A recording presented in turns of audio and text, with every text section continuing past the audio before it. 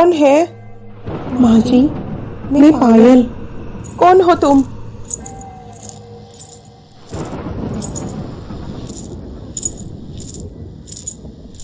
कौन है? कौन है वहाँ? कोई बोलता क्यों नहीं है? कौन है? मालती, क्या हुआ? इस तरह आधी रात को कमरे से बाहर निकलकर किसको बुला रही हो? सुनिए जी, आज भी वही सब हुआ जो पिछले 1 महीने से होता आ रहा है। आज फिर से तुमने वही सपना देखा? नहीं जी, ये मेरा सपना नहीं है, बस सच है। रोज रात को एक नई नवेली दुल्हन मेरे कमरे में आती है, मुझे माँ जी कहकर आवाज देती है, मेरी पैर दबाती है और जैसे ही मेरी आंखें खोलती है वो पता नहीं कहाँ चली जाती है। जब मैं उसका पीछा करती हूँ तो वो मुझे नहीं मिलती। मालती, तुम वर्षों से एक बहू की तमन्ना अपने दिल पर संजो के रखी हो, जो सपना तुम्हारा नालायक बेटा ने कभी पूरा नहीं किया। आप अमर को नालायक मत कहिए। अगर आप उसकी बात मान लिए होते तो आज हमारा बहू बेटा हमारे साथ यहाँ होते। आपने तो अमर को धक्के मार के यहाँ से भगा दिया। पता नहीं वो अब कहाँ है। मैं क्या करता मालती, बात मेरी मान मर्यादा और इज्जत की थी। उसने तो भरी बाजार में मेरा इज्जत मान सम्मान का कीचड़ फैलाने का पूरा इंतजाम कर दिया था। मालती, मुझे आज भी वो दिन अच्छी तरह से याद है।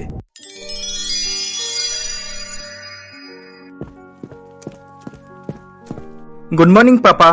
आओ अमर, इनसे मिलो, ये मेरे बहुत खास फ्रेंड पांडे अंकल है। नमस्ते अंकल। आओ बेटा बैठो। पापा, आपने मुझे बुलाया? हाँ बेटा, हमने तुम्हें यहाँ एक खुश खबर देने बुलाया था। कैसे खुश खबर? तुम्हारे शादी करने की उम्र हो चुकी है अमर, इसलिए हमने सोचा कि तुम्हारी शादी करवा दिया जाए। और मैंने अपने लिए बहू भी पसंद कर ली।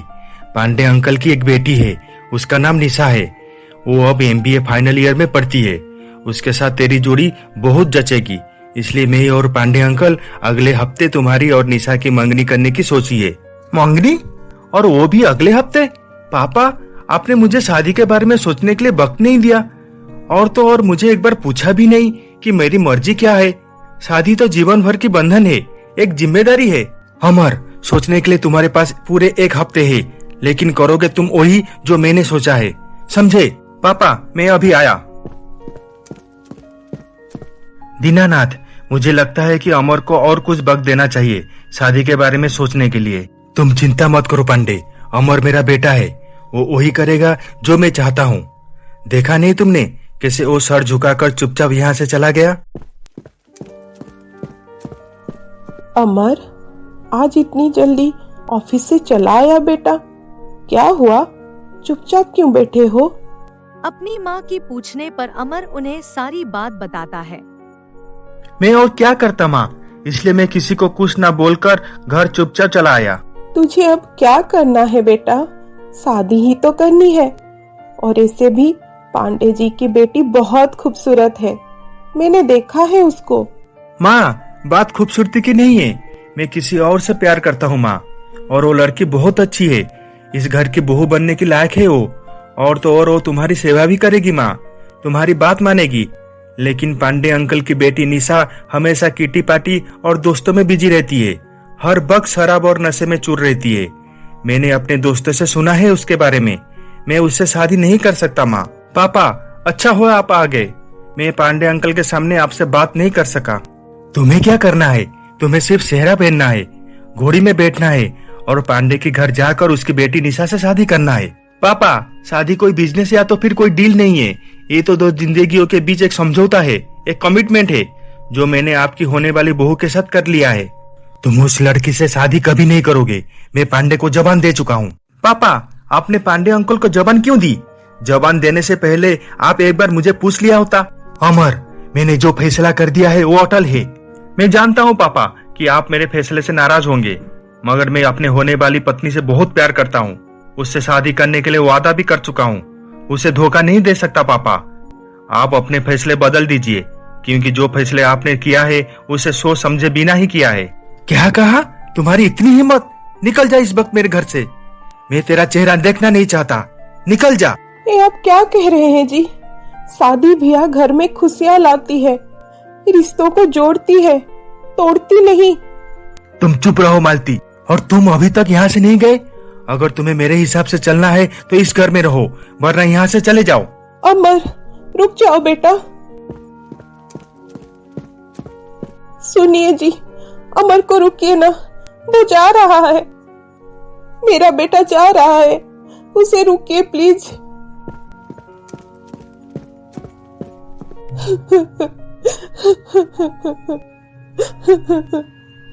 उस दिन से हम अमर से नहीं मिले और ना ही हमारा बेटा हमारे पास आया। हाँ मालती, मैं उस वक्त बहुत गुस्से में था और गुस्से में मैं ये भूल गया था कि बेटा बेटा होता है। उसके जाने के बाद मैंने उसे ढूंढने की बहुत कोशिश की, लेकिन वो मुझे नहीं मिला। पांडे भी उसे ढूंढने में मेरी मदद कर रहा था। काश कि अमर जल्दी मिल जाए। मैं तो उसे कब का माफ कर चुका हूँ, इसलिए मैं कल मेरे सारे जायदाद उसके बच्चे के नाम करने वाला हूँ। अब तो उसके बाल बच्चे हो गए होंगे ना? मुझे उनको देखने की बहुत जी कर रही है। हाँ, हो गए होंगे। अब रात बहुत हो चुकी है, सो जाओ। कल सुबह जायदाद की उइल बनाने के लिए एडवोकेट विनोद आने वाले हैं। उसके अगले दिन पांडे जी दीनानाथ जी के घर आते हैं। पांडे, तुम यहाँ आओ, बैठो। दीनानाथ, मैं यहाँ बैठने नहीं आया हूँ, मैं तुम्हें और भाभी जी को कहीं ले जाने के लिए आया हूँ। ले जाने के लिए? कहाँ? तू साफ साफ बोल, बात क्या है? मैं कैसे कहूँ, कुछ समझ में नहीं आ रहा है। एक अच्छी खबर के साथ साथ एक बुरी खबर भी है, और खबर अपनी अमर के बारे में है। अमर के बारे में? क्या खबर है भाई साहब, बोलिए ना। वो कहाँ है, कैसा है वो? कुछ दिन पहले अमर अपना एक दोस्त मानव के साथ मुंबई में रहता था। वहाँ वो किसी चारू नाम की लड़की से शादी कर ली, और अभी 1 महीने पहले आप दोनों दादा दादी भी बन गए। अमर का एक लड़का हुआ है। पांडे, तुमने मेरे बेटे के बारे में खबर बताकर मुझ पर बड़ा ही एहसान किया है। मैं ये तुम्हारा ये उपकार जिंदगी भर नहीं भूलूंगा। जिस अमर ने तुम्हारी बेटी के रिश्ते को ठुकरा दिया, तुमने उसे ढूंढने में हमारी मदद की। और आज और एक खुशखबर की बात है कि मैंने आज मेरे वसीयत जिसके नाम पे कर दी, वो पैदा हो गया। मेरा पोता, मेरा अमर का बेटा। मैं आज बहुत खुश हूँ। भाई साहब, अब जल्दी से हमें अमर के पास ले चलिए। अब तो उसे देखने के लिए मेरी आंखें तरस रही है। सुनिए, मैं आप दोनों को अमर के पास ले जाऊंगा, लेकिन आप दोनों पहले मेरी पूरी बात तो सुनिए।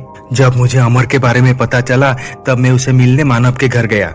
मैंने अमर को आप दोनों के बारे में बताया। उसे ये बताया कि तुम उसे माफ कर चुके हो और तुमने उसे और उसकी पत्नी को स्वीकार कर लिया है। ये बात सुनकर अमर और चारू खुश हो गए, और मैंने उन्हें ये भी बताया कि तुम अपनी पूरी जायदाद उसके बच्चे के नाम करने की फैसला किया है। ये सारी बात सुनकर अमर और चारू उनके बेटे के साथ आप लोगों से मिलने यहाँ आ रहे थे, लेकिन भगवान को कुछ और ही मंजूर था। जब वो दोनों यहाँ आ रहे थे, तब रास्ते में उनके कार की एक्सीडेंट हो। क्या? और सब कैसे हैं? एक्सीडेंट में चारू और उसके बच्चे को तो कुछ नहीं हुआ, लेकिन अमर अब कोमा में है। क्या? नहीं, मेरा अमर को कुछ नहीं हो सकता। भाई साहब, हमें अमर के पास जल्दी से ले चलिए। हाँ चलिए, आप दोनों मेरे साथ। तब एक हाथ आकर मालती की पैर को पकड़ती है। मालती अपनी जगह से हिल नहीं पाती, वो डर जाती है। क्या हुआ मालती, तुम रुक क्यों गए? तब वो हाथ मालती की पैर छोड़ देता है। कुछ नहीं जी, मैं आती हूँ।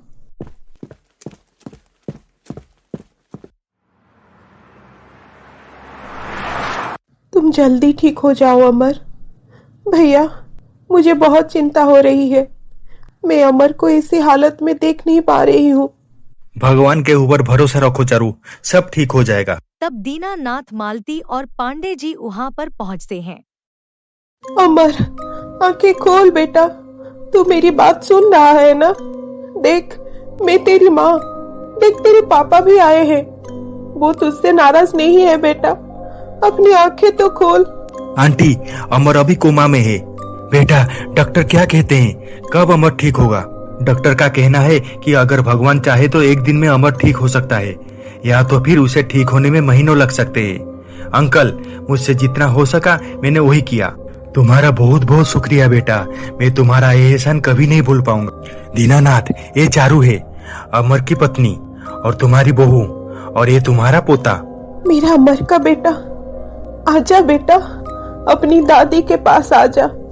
चारू दीनानाथ और मालती की आशीर्वाद लेती है। मुझे माफ कर दीजिए पापा जी, मेरी वजह से ही अमर का ऐसी हालत हुआ। मैं ही आप दोनों बाप बेटे के बीच में आ गई। ना मैं अमर के जिंदगी में आती और ना ही उनके साथ ऐसा हादसा होता। नहीं बेटी, इसमें तुम्हारी कोई गलती नहीं है। ये सब मेरी पापों की सजा है। जब अमर तुम्हारे पास था उसे कुछ नहीं हुआ, और जब वो हमारे पास आने लगा उसके साथ ये हादसा हुआ। तुम चिंता मत करो बेटी, सब ठीक हो जाएगा। तुम बच्चे को लेकर मालती के साथ हमारे घर जाओ। मैं यहाँ अमर के पास रुकता हूँ, मुझे डॉक्टर से भी बात करना है।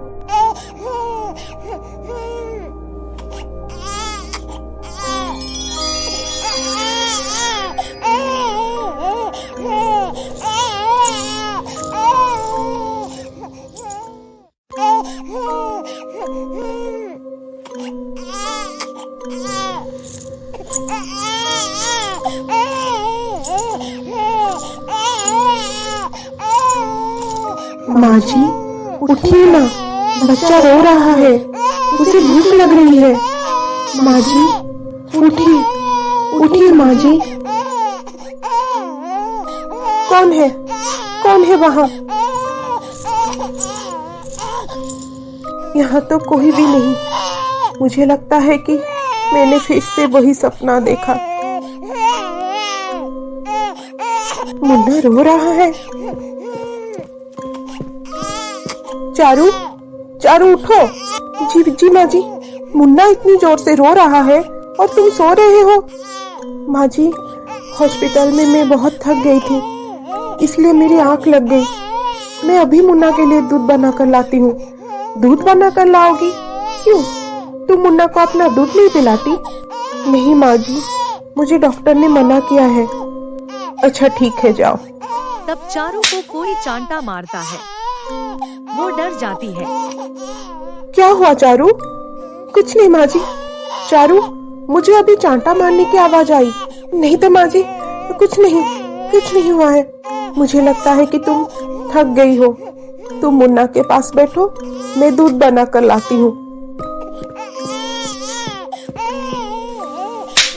कौन है? कौन है यहाँ? कौन हो तुम? और क्यों मुझे मार रहे हो? सामने क्यों नहीं आते? कौन हो तुम? सामने आओ। अरे, मुन्ना रो रहा है और तुमने उसे अभी तक गोदी में नहीं उठाया। कैसी माँ हो तुम? आ मेरे मुन्ना, चुप हो जा बेटा, चुप हो जा।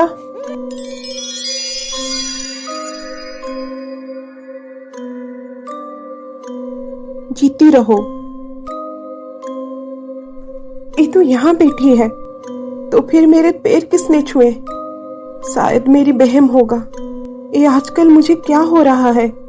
अगले दिन सुबह मालती चारू के पास आकर कहती है, चारू बेटा, ये लो, ये हमारी खानदानी हार जो मेरी सास ने मुझे दी थी और आज मैं तुम्हें दे रही हूँ।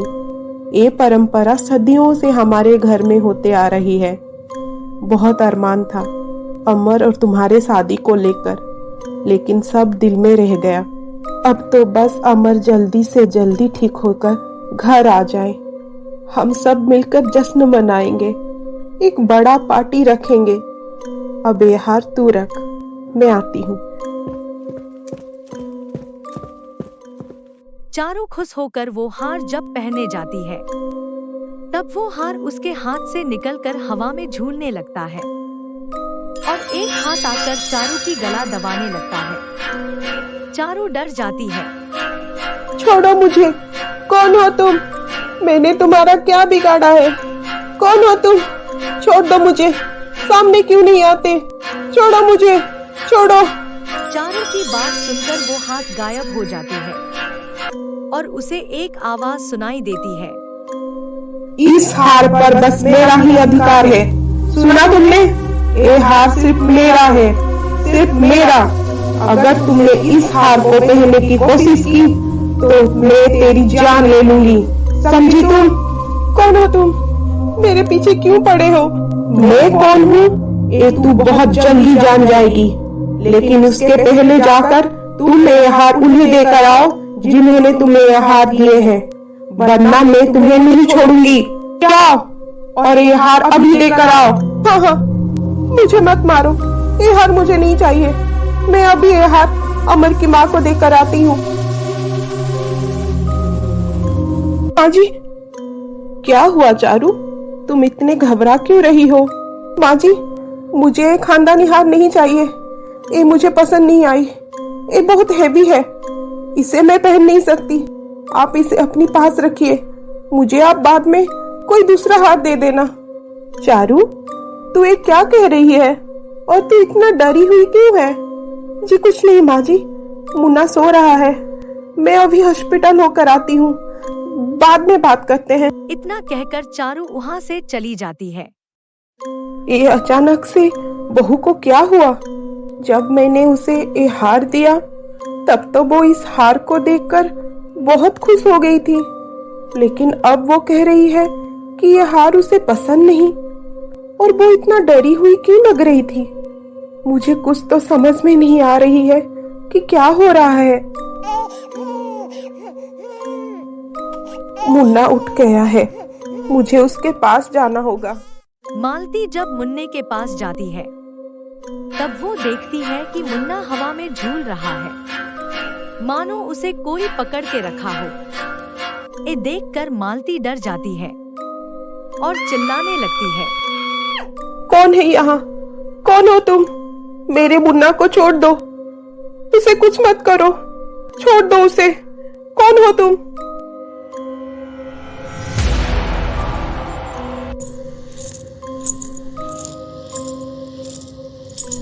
पायल की आवाज? ये आवाज तो जानी पहचानी लगती है। ये आवाज तो रोज रात को मेरे कमरे से आती है, लेकिन आज सुबह फिर से ये आवाज सुनाई दी। क्या हो रहा है वहाँ? मुझे तो कुछ समझ में नहीं आ रही है। तब दीनानाथ जी वहाँ पर आते हैं। क्या हुआ मालती, तुम इतनी डरी हुई क्यों हो? सुनिए जी, मुझे लगता है कि इस घर में कोई है जो हमें दिखाई नहीं देता। मतलब कौन? क्या कहना चाहती हो तुम? मेरा मतलब कोई भूत प्रेत, कोई आत्मा। तुमने देखा उसे? नहीं जी, मैंने उसे नहीं देखा, लेकिन वो है यहाँ हमारे आसपास।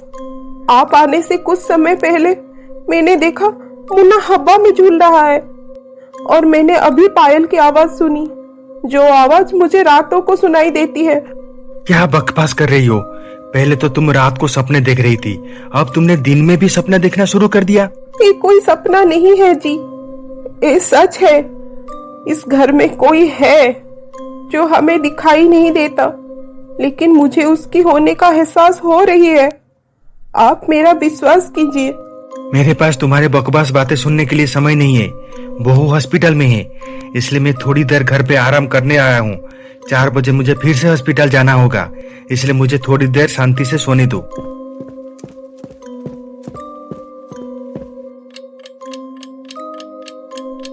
मुन्ना, चुप हो जा बेटा, भूख लगी है मेरी मुन्ना को। मैं तेरे लिए दूध लाई हूँ, मुन्ना अब दूध पिएगा। चुप हो जा मेरी राजा बेटा, चुप हो जा मेरी बच्चा, चुप हो जा। उसके बाद मालती मुन्ना को दूध पिलाती है। तब मालती की मोबाइल पर दीनानाथ जी का कॉल आता है। मालती फोन उठाती है। हेलो मालती, एक खुश खबर है। हमारा अमर आज उसका हाथों को कुछ क्षण के लिए मूवमेंट किया। ये देखकर डॉक्टर ने कह रहे हैं कि अमर बहुत जल्दी कोमा से बाहर आ जाएगा। क्या? ये तो बहुत खुशी की बात है जी। मैं भगवान से रोज यही प्रार्थना करती हूँ कि मेरा अमर जल्द से जल्द ठीक होकर बस घर आ जाए। और एक बात मालती, आज बहू ने कहा कि हॉस्पिटल में रहेगी, इसलिए तुम मुन्ना का ख्याल रखना। ठीक है जी। मुन्ना, चलो आज आप दादी के पास सोओगे। मालती मुन्ना को अपनी पास सुलाती है। जब आधी रात को उसकी आंख खुलती है, तब वो देखती है कि मुन्ना उसके पास नहीं है। मुन्ना कहाँ गया? मैंने तो उसे अपने पास सुलाया था। वो घबराकर हर जगह देखती है, लेकिन मुन्ना उसे नहीं मिलती। फिर वो छत पर जाती है। तब वो देखती है मुन्ना को किसी ने गोदी में लेकर लोरी गा रही है। मालती ये सब देखकर डर जाती है। कौन हो तुम? मेरे मुन्ना को छोड़ दो। तुम तो वही हो ना जो रोज रात को मुझे दिखाई देती हो। तुम ऐसा क्यों कर रही हो? कभी मुझे दिखाई देती हो और कभी अचानक से गायब हो जाती हो। आखिर तुम क्या चाहती हो मुझसे? मैं अच्छी तरह से जानती हूँ कि तुम मेरा वहम नहीं हो, तुम हकीकत हो। बोलो, तुम कौन हो और मेरे पीछे क्यों पड़े हो और मुन्ना को यहाँ छत में क्यों लेकर आई हो? मेरी मुन्ना को छोड़ दो उसे। माँ जी, आप मुझसे डरो मत, मैं मुन्ना को कुछ नहीं करूंगी। इतना कहकर वो मुन्ना को चेयर में सुला देती है। माँ जी, मैं पायल हूँ, मैं मुन्ना की माँ हूँ और आपके बेटे अमर की पत्नी हूँ और आपकी बहू हूँ।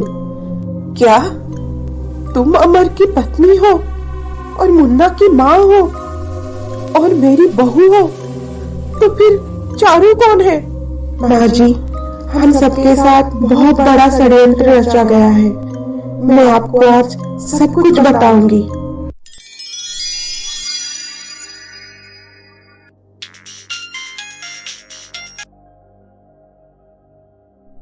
पायल, मैं तुमसे अभी और इसी वक्त सिटी मॉल में मिलना चाहता हूँ। तुम जल्दी आओ। क्या हुआ अमर? तुम इतने दुखी और जल्दी में क्यों हो? मैं तुम्हें सब कुछ फोन में नहीं बता सकता, इसलिए तुम यहाँ सिटी मॉल जल्दी से आओ। मुझे तुमसे कुछ इम्पोर्टेंट बात करना है। अच्छा ठीक है, मैं आती हूँ। ये अमर को क्या हुआ? उसे ऐसे चिंतित होना मैंने आज तक कभी नहीं देखा। आखिर बात क्या हो सकती है? मुझे उसे जल्द से जल्द सिटी मॉल पर मिलना होगा। अमर, क्या हुआ? तुम मुझे यहाँ क्यों बुलाए? पायल, पापा ने मुझे घर से निकाल दिया। क्या? लेकिन क्यों? क्योंकि पापा चाहते हैं कि मैं पांडे अंकल यानी पापा के फ्रेंड की लड़की से शादी करूं, लेकिन मैं पापा को शादी के लिए मना कर दिया क्योंकि मैं तुमसे प्यार करता हूं और तुमसे शादी करना चाहता हूं।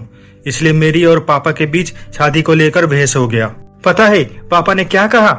उन्होंने यही कहा कि अगर तुम्हें इस घर में रहना है तो तुम्हें पांडे अंकल की बेटी से शादी करना होगा, वरना तुम इस घर से चले जाओ। मैंने उनकी फैसला को इनकार कर दिया और चुपचाप घर से चला आया। ये तुम क्या क्या अमर? तुमने मेरी वजह से अपना घर छोड़ दिया, अपने माँ पापा को छोड़कर आ गए। ये तुमने बहुत गलत किया। मेरी जैसी लड़की तुम्हें हजारों मिल जाएंगे, लेकिन माँ बाप दूसरा कभी नहीं मिलेंगे अमर। और तुमने जरा ये भी नहीं सोचा कि तुम्हारे अलावा उनका इस दुनिया में है ही कौन जो उनका ख्याल रखे, बुढ़ापे में उनका सहारा बने। तुम अपने माँ पापा के पास लौट जाओ अमर, और तुम्हारे पापा जहाँ कहते हैं वहाँ शादी कर लो, इसमें सबकी भलाई है। नहीं पायल, मैं तुम्हारे सिवा किसी और लड़की से शादी करने के बारे में कभी सोच नहीं सकता। मैं तुमसे प्यार करता हूँ और तुमसे ही शादी करना चाहता हूँ। तुम क्या सोचते हो मैं माँ पापा से दूर होकर खुश हूँ? मैं खुश नहीं हूँ पायल। मैं माँ पापा से बहुत प्यार करता हूँ, लेकिन पापा जो कर रहे हैं वो गलत है। वो जोर जबरदस्ती उनका फैसला मुझ पर थोप रहे हैं, जो ठीक नहीं है। पायल, तुम अगर मानोगी तो हम कल ही शादी कर लेंगे। ये सब तो ठीक है अमर, लेकिन तुमसे शादी करने के बाद मेरे दिल में ये हमेशा अफसोस रहेगा कि मेरी वजह से तुमको अपनी माँ बापा से अलग होना पड़ा। मैं इस बात को लेकर कभी खुश नहीं रह पाऊंगी। तुम चिंता मत करो पायल, वहाँ पापा के पास माँ है। माँ पापा को समझाने की जरूर कोशिश करेगी और मेरा दिल ये कहता है कि पापा एक ना एक दिन हमारे रिश्ते को जरूर स्वीकार करेंगे और हमें घर बुलाएंगे। ये बात सुनकर पायल शादी के लिए हाँ कर देती है। उसके बाद कुछ दिनों में अमर और पायल की शादी हो जाती है। पायल, ये मेरा दोस्त मानव है। नमस्ते भाभी। नमस्ते भैया। पायल, मानव का एक फ्लैट है जो अब खाली है, इसलिए हम दोनों कुछ महीनों के लिए वहाँ रहेंगे। अरे कुछ महीने क्यों? आप दोनों का जितना मर्जी आप दोनों उतना दिन रह सकते हो। ये तो तुम्हारा बड़ापन है मानव कि तुमने हमें तुम्हारे घर में रहने के लिए सहारा दिया। मैं तुम्हारा ये उपकार कभी नहीं भूल पाऊंगा। इसमें उपकार कैसा? मैंने अपनी दोस्ती का फर्ज निभाया। और ऐसे अमर, तुम यहाँ मेरे साथ गप्पे लड़ाओगे कि भाभी जी को घर ले जाओगे? अरे हाँ हाँ चलो। उसके बाद मानव अमर और पायल को अपना फ्लैट को लेकर जाता है। ये मेरी बहन चारू है, और चारू ये अमर मेरे दोस्त, और ये अमर की पत्नी पायल भाभी है। आप लोग रुकिए, मैं पहले आप दोनों की आरती कर लूं, फिर आप दोनों अंदर जाना।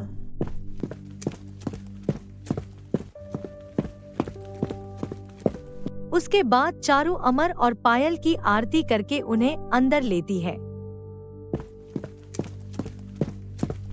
क्या हुआ पायल, तुम इतने चुप क्यों हो? क्या सोच रही हो? तुम शादी से खुश नहीं हो? ये तुम कैसी बातें कर रहे हो अमर? मैं तुमसे शादी करके बहुत खुश हूँ, लेकिन दुख तो इस बात का है कि इस शादी में तुम्हारे माँ पापा मौजूद नहीं थे। उनका आशीर्वाद हमें नहीं मिला। मैं तो पहले से ही अनाथ थी। सोची थी तुमसे शादी करने के बाद मुझे सास ससुर के रूप में माँ बाप मिल जाएंगे, लेकिन ऐसा नहीं हुआ। मेरा ख्वाहिश में ही रह गया। पायल, तुम चिंता मत करो, सब कुछ ठीक हो जाएगा। माँ जी, मेरा यकीन कीजिए, मुझे इस बात का हमेशा अफसोस था कि मेरी वजह से अमर अपनी माँ पापा से अलग हुआ। उसे अपना घर छोड़ना पड़ा था। मुझे ये भी पता नहीं था कि आप लोगों ने अमर की तलाश करना भी शुरू कर दिए थे, और उसकी जिम्मेदारी पापा ने मिस्टर पांडे को दी थी।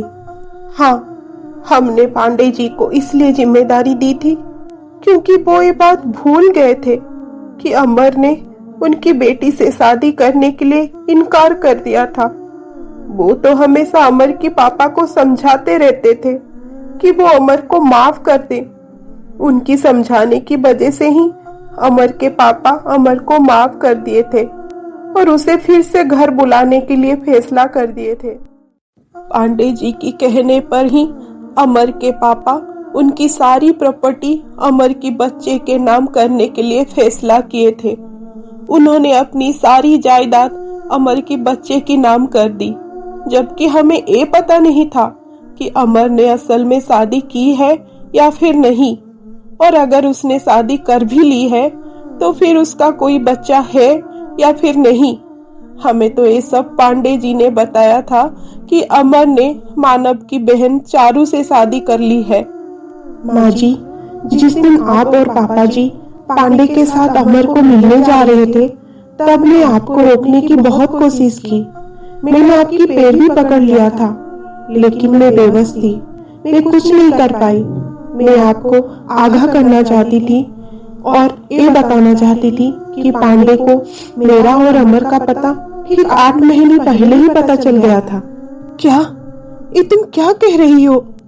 हाँ माँ जी, ये सच है। उस दिन को मैं कैसे भूल सकती हूँ? उस दिन संडे था और अमर घर पर थे। अमर, कहाँ है तू? जल्दी बाहर आ। क्या हुआ मानव, तुम इस तरह चिल्ला क्यों रहे हो? अमर, एक खुश खबर है। कैसा खुश खबर? देख तो, तुझे मिलने कौन आया है? कौन आया है? प्लीज आप अंदर आइए। अमर, तुम कैसे हो बेटा? तुम जानते हो मैंने तुम्हें कहाँ कहाँ नहीं ढूंढा। तुम्हारे बारे में न्यूज़पेपर में इश्तिहार दिया, लेकिन तुम्हारा कुछ पता नहीं चला। तुम्हें पता है तुम्हारे जाने के बाद दीनानाथ और मालती भाभी का क्या हालत हुआ? मालती भाभी तो दिन रात तुम्हारी यादों में रोती रहती है, और दीनानाथ, उसे भी अपनी गलती का एहसास हो चुका है। वो अपने आप को रोज दोषी मानता है। उन दोनों को देखकर मैंने तुम्हें ढूंढने का फैसला किया, और देखो आज तुम मेरे सामने हो। तुम्हें देखकर बहुत खुशी हो रहा है बेटा। अंकल, पता नहीं मैं आपसे क्या कहूँ। पायल, ये वो पांडे अंकल है जो अपनी बेटी की शादी मुझसे करवाना चाहते थे, और ये रिश्ता पापा को भी मंजूर था, लेकिन मैंने विरोध किया और मुझे मेरा घर छोड़ना पड़ा। अंकल, आप इंसान नहीं, आप देवता हैं। आप इतनी बड़ी बात भूलकर अमर की तलाश करते रहे। नहीं बेटी, मैं एक बेटी का बाप जरूर हूँ, लेकिन मैं ये मानता हूँ कि जोड़ियाँ ऊपर से बनकर आता है। जो इंसान धरती पर जन्म होता है वो अपना किस्मत पहले से ही लिखवा कर आता है। इसलिए मेरी बेटी की किस्मत में अमर नहीं था और अमर की किस्मत में तुम थे। इसलिए मैंने अमर की इनकार को बुरा नहीं माना। ये तो बहुत खुशी की बात है, और इस खुशी के मौके पर मैं आप लोगों को और एक खुश खबर देना चाहती हूँ। और वो खुशखबर ये है कि पायल माँ बनने वाली है। क्या? जो बाप बनने वाला है उसको इस बात का खबर ही नहीं? ये तो बहुत खुशी की बात है। मैंने अब फैसला कर लिया है कि मैं अब तुम दोनों को नहीं, तुम तीनों को साथ लेकर जाऊंगा। दीनानाथ और मालती भाभी तुम दोनों की बच्चे को देखकर बहुत खुश हो जाएंगे। माँ जी, उस वक्त तो मैं ये नहीं जानती थी कि पांडे की इस बात के पीछे क्या वजह है। वजह तो पांडे जी को उस दिन बता देनी चाहिए था ना। वो हम लोगों से इतनी बड़ी बात छुपाए क्यों कि तुम माँ बनने वाली हो? अगर उसने आप लोगों को उस दिन ये बात बता दिया होता तो पांडे अपनी कालेपन की काली मुरादें कैसे पूरी करता माँ जी? ये तुम क्या कह रही हो? मुझे तो कुछ समझ में नहीं आ रहा है। माँ जी, मैं सच कह रही हूँ, मेरा विश्वास कीजिए। पांडे अमर की इनकार की बातें कभी भूल नहीं पाया था। वो अमर को ऐसा सजा देना चाहता था कि अमर कभी ये बात भूल ना पाए। उसने इस घिनौनी साजिश में आपको और पापा जी को निशाना बनाया। उसने पापा से बच्चे का जिक्र करके वसीयत लिखवा दी और उधर मानव और चारू को भी इसका हिस्सा बना दिया। उसने पैसे देकर मानव और चारू को उसके तरफ कर लिया था। माँ जी, फिर वो दिन आ गया जब मैं मुन्ना को जन्म दी। मैं और अमर बहुत खुश थे, लेकिन फिर एक दिन पांडे फिर से हमारे पास आया। अमर, कहाँ हो तुम? अंकल आइए ना, बैठिए और बोलिए कैसे आना हुआ। अमर, अब वो वक्त आ गया है जिसे मैं बेसब्री से इंतजार कर रहा था। तुम्हें घर ले जाने का समय आ गया है।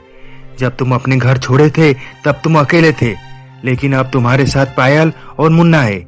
जब दीनानाथ और मालती भाभी तुम लोगों को देखेंगे तो वो लोग बहुत खुश हो जाएंगे।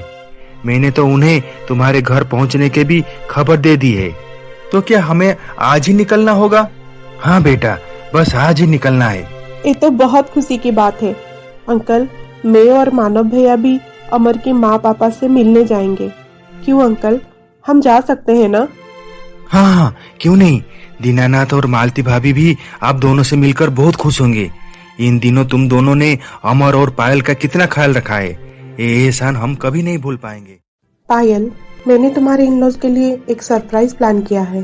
कैसा सरप्राइज चारू? पायल, मैं और मानव भैया अपनी कार में जाएंगे और तुम और अमर अपनी कार में जाना। और जब तुम अंकल आंटी से मिलोगी तो जाहिर सी बात है कि वो अपने पोते से मिलना चाहेंगे और मैं कुछ समय के बाद मुन्ना को अपनी साथ लेकर आ जाऊंगी। तो अब बोलो, कैसा रहेगा ये सरप्राइज? ये प्लान ठीक नहीं है चारू। अमर की माँ पापा पहली बार मुझसे और मुन्ना से मिलेंगे। उनके साथ ऐसी शरारत करना ठीक नहीं होगा। ये क्या पायल, तुम अभी तक अपनी इन-लॉज से मिले भी नहीं हो और उनका अभी से इतना फिक्र कर रही हो। कहीं ऐसा तो नहीं है पायल कि तुम्हें मुझ पर भरोसा नहीं है कि मैं कुछ घंटे मुन्ना का ख्याल रख पाऊंगी या नहीं? क्यों अमर, मैंने ठीक कहा ना? अरे ऐसी कोई बात नहीं। ठीक है, हम आगे निकलते हैं और आप लोग मुन्ना को लेकर पीछे आइए। पायल, तुम सामान पैक करो। उसके बाद अमर और पायल अपनी कार में आगे जाते हैं और उनके पीछे पांडे, मानव और चारू मुन्ना को लेकर जाते हैं। आज तुम दोनों का आखिरी दिन है अमर, उसके बाद दीनानाथ का सारी प्रॉपर्टी मेरा हो जाएगा। पायल, आज माँ पापा हम तीनों को देखकर बहुत खुश हो जाएंगे। अमर, तुम सच कह रहे हो। मुझे भी उनसे मिलने की बहुत इच्छा हो रही है। बहुत बेताबी हो रही हूँ मैं।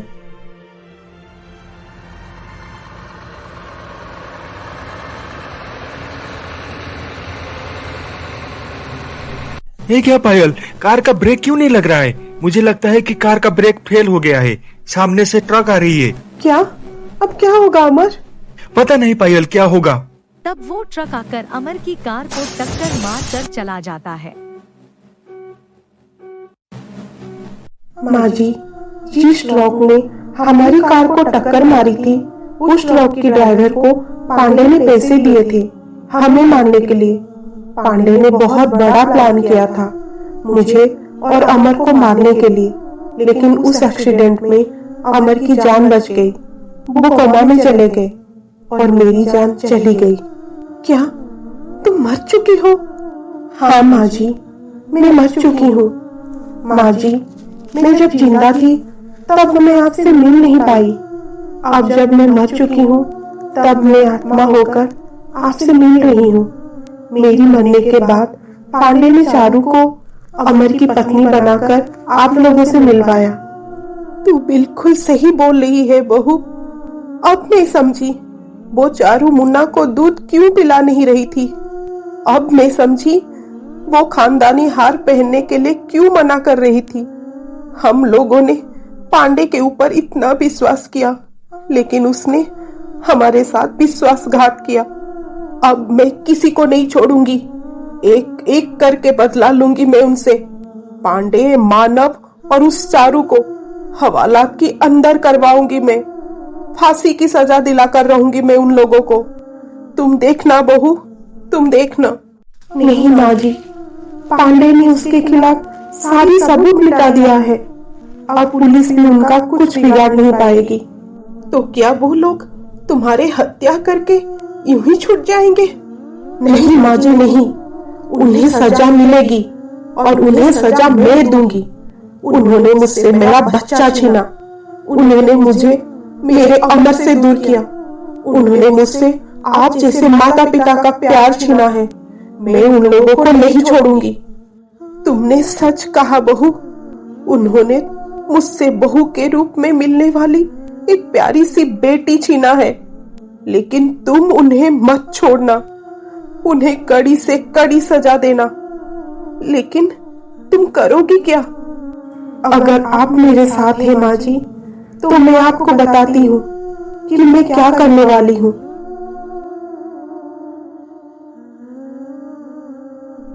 मैं तुम्हारे साथ हूँ बेटा। उसके अगले दिन अमर को होश आता है। होश आते ही वो पायल का नाम पुकारता है। पायल, पायल। मिस्टर अमर, मैं डॉक्टर रमाकांत। ये पायल कौन है? पायल, तुम ठीक हो पायल? अभी अभी अमर कोमा से बाहर आए हैं, शायद इसलिए वो कुछ भी बोल रहे हैं। नर्स, तुम दीनानाथ जी को खबर कर दो कि अमर को होश आ गया है। ये बात चारू सुन लेती है। वो घबराकर हॉस्पिटल से बाहर जाने के लिए निकल पड़ती है। तब दीनानाथ और मालती वहां पहुंचते हैं। बहू, तुम इस वक्त कहाँ जा रही हो? अमर को होश आ गया है, चलो उससे मिलते हैं। पापा जी, आप अमर से मिलिए। मैं पहले मंदिर जाकर माथा टेक कर आती हूँ, उसके बाद अमर से मैं मिलूंगी। अच्छा, जैसी तेरी मर्जी। मैं जानती हूँ चारू, तू क्यों अमर से नहीं मिल रही है, लेकिन कब तक तू अपने आप को छुपा कर रहेगी? पायल तुझे अब नहीं छोड़ेगी, किसी को नहीं छोड़ेगी। मालती, क्या हुआ? चलो। हाँ चलिए। क्या अमर कोमा से बाहर आ गया है? हाँ, अब आपको जल्दी से कुछ ना कुछ करना होगा, वरना सारे किए कराए पर पानी फिर जाएगा। जैसे उन लोगों को पता चलेगा कि मैं और मानव भाई आपके साथ है और मैं अमर की पत्नी नहीं हूँ और हम लोग ने मिलकर पायल की हत्या की है, तब वो लोग पता नहीं हमारे साथ क्या करेंगे। मुझे तो अभी से डर लग रही है। नहीं, ऐसा कभी नहीं होगा। जब मैं अमर और पायल को खत्म करने की कोशिश कर सकता हूँ, तो फिर अमर को हॉस्पिटल में मरवाना कौन सी बड़ी बात है मेरे लिए। अपनी माँ पापा को सारी सच्चाई बताने से पहले ही मैं उसे मरवा दूंगा, फिर किसी को कुछ भी पता नहीं चलेगा। आपको जो कुछ भी करना है वो आप जल्दी कीजिए। इस वक्त कौन हो सकता है? तुम दोनों रुको, मैं देखता हूँ। अरे दीनानाथ, तुम यहाँ इस वक्त? पांडे, मुझे तुमसे कुछ कहना है। आओ ना, अंदर आओ। बहू, तुम यहाँ? तुम तो मंदिर जाने वाली थी ना? हाँ पापा जी, मैं मंदिर जाकर माथा टेक कर आई। यहाँ भैया को खुशखबर देने के लिए आई थी, तब पांडे अंकल यहाँ थे। तुम सही कहा बहू, आज सच में बहुत खुशी का दिन है। पांडे, अमर को होश आ गया है, ये तो बहुत खुशी की बात है। बहू ये बात मुझे बता चुकी है, लेकिन ये बुरी खबर भी है। अमर को कुछ याद नहीं आ रहा है। डॉक्टर ने ये कहा कि मैं उसे घर लेकर चला जाऊं। घर जाने के बाद अमर घर की माहौल में रहकर हो सकता है कि उसे धीरे धीरे सब कुछ याद आ जाए। इसलिए डॉक्टर अमर को कल सुबह हॉस्पिटल से डिस्चार्ज करेंगे। मैं कल ही उसे घर लेकर जाऊंगा, इसलिए मैं चाहता था कि तुम सब भी कल घर मेरे साथ चलो। तुम चिंता मत करो दीनानाथ, अगर भगवान ने चाहा तो अमर को बहुत जल्द सब कुछ याद आ जाएगा। और रही बात साथ जाने की, तो हम एक काम करते हैं, मैं, मानव और चारू कल जल्दी जाकर अमर की स्वागत की तैयारी करेंगे। फिर तुम और मालती भाभी अमर को लेकर बाद में आ जाना। अच्छा ठीक है, जैसी तेरी मर्जी, अब मैं आता हूँ।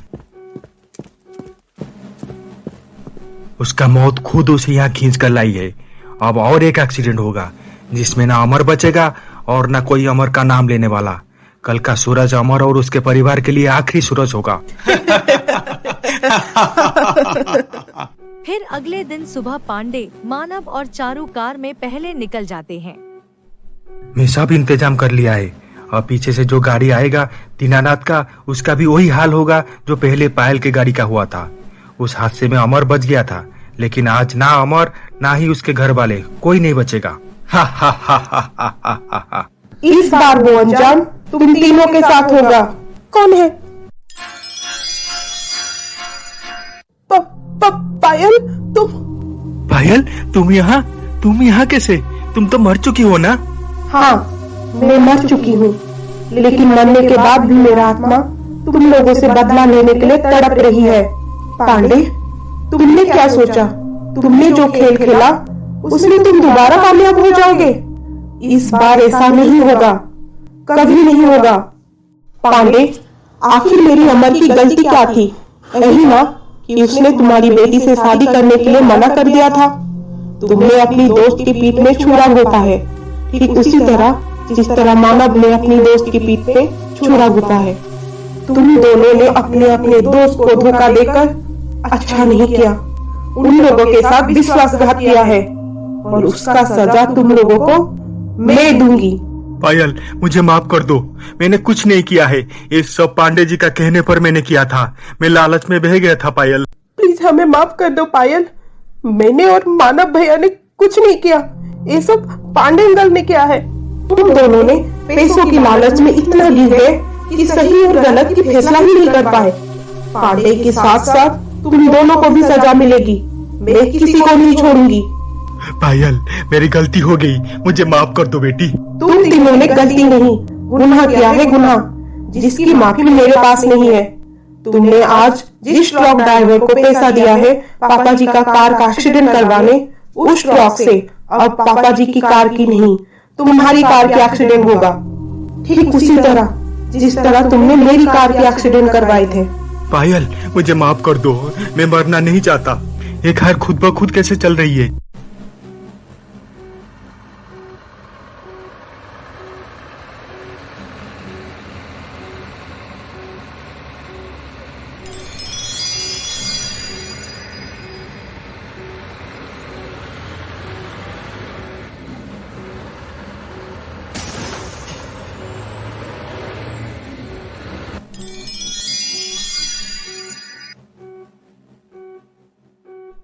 माँ जी, पापा जी, आपकी और आपके बेटे की दुश्मनों को सजा मिल चुकी है। मुझे बस एक ही बात का दुख है कि मैं आप दोनों की सेवा नहीं कर पाई। शायद इस जन्म में आप जैसे माता पिता का सुख मेरे नसीब में नहीं था। मेरी वजह से अगर आपको कोई दुख पहुंची होगी तो मुझे माफ कर दीजिएगा। अमर, अपने आप का ख्याल रखना। पायल, मैं तुम्हारे बिना जिंदा नहीं रह सकता। अमर, तुम्हें मुन्ना के लिए जीना होगा। मैं मुन्ना को मेरी अमानत के तौर पर तुम्हें सौंप कर जा रही हूँ। इसका ख्याल तुम्हें रखना होगा। मेरी जाने का वक्त हो गया है अमर, मैं अब जा रही हूँ।